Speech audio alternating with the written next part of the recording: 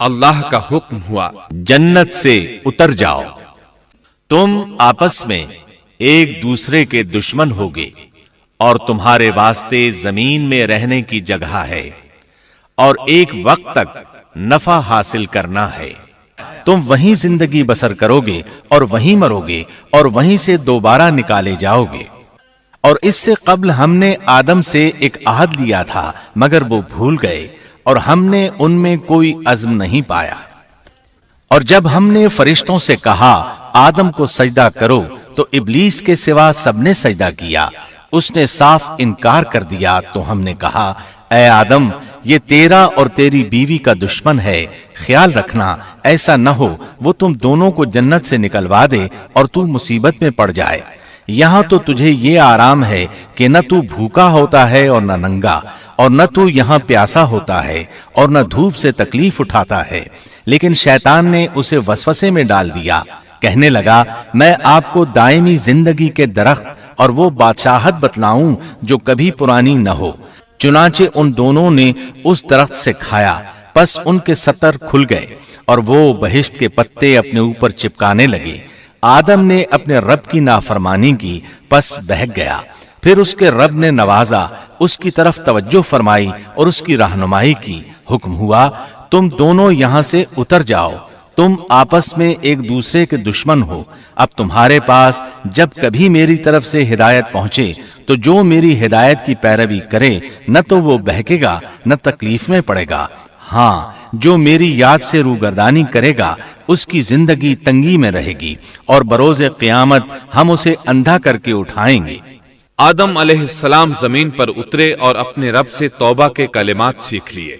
وہ کلمات یہ ہیں: ربنا ظلمنا انفسنا وان لم تغفر لنا وترحمنا لنكونن من الخاسرین۔ اے ہمارے رب، ہم نے اپنا نقصان کیا اور اگر تو نے ہم پر مغفرت و رحمت نہ فرمائی تو ہم خسارہ اٹھانے والوں میں سے ہو جائیں گے۔ آدم علیہ السلام زمین پر اترے اور ان کے ساتھ حوا علیہ السلام بھی اتری اور ان کے ساتھ ہی ابلیس کو بھی اتارا گیا۔ یہ کس جگہ پر اترے اس بارے میں اختلاف پایا جاتا ہے، لیکن ابن عباس رضی اللہ عنہ کی بات راجح محسوس ہوتی ہے کہ آدم علیہ السلام کو ہند میں اور حوا علیہ السلام کو جدے میں اتارا گیا۔ جب آدم علیہ السلام اتر آئے تو حوا علیہ السلام کی تلاش شروع کر دی، زمین میں ان کی تلاش میں سرگرداں ہوئے۔ آخر کار میدان عرفات میں دونوں کی ملاقات ہو گئی۔ چونکہ میدان عرفات میں دونوں نے ایک دوسرے کی معرفت حاصل کی تھی اور ان کا آپس میں تعارف ہوا تھا، لہٰذا اسی مناسبت سے اس میدان کا نام عرفات مشہور ہو گیا۔ پھر اللہ تعالیٰ نے زمین کے اندر انسانوں کو پھیلانا شروع کیا اور زمین کو مردوں اور عورتوں سے آباد کر دیا۔ امام طبری رحمت اللہ علیہ بیان کرتے ہیں کہ حوا علیہ السلام نے آدم علیہ السلام کے لیے 20 ولادتوں میں 40 بچوں کو جنم دیا۔ ہر بار 2 بچوں کو جنم دیتی تھی، ایک لڑکا ہوتا ایک لڑکی۔ سب سے پہلا جوڑا قابیل اور اس کی بہن قمیم کا تھا۔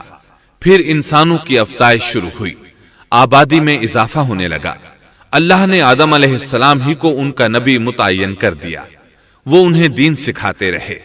اس وقت تمام لوگ موحد تھے، خالص توحید کو اپنانے والے تھے، یعنی کان الناس امۃ واحدہ، تمام لوگ ایک ہی امت کے تھے، ان میں شرک کا شائبہ بھی نہ تھا۔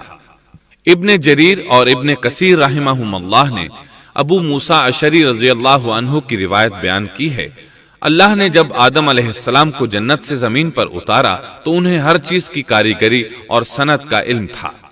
جب وہ اترے تو عالم بھی تھے، لباس میں ملبوس بھی تھے، کام کاج کے تمام طریقوں سے باخبر بھی تھے، لوہے، آگ، لکڑی اور کپڑے کے استعمال سے بھی بخوبی واقف تھے۔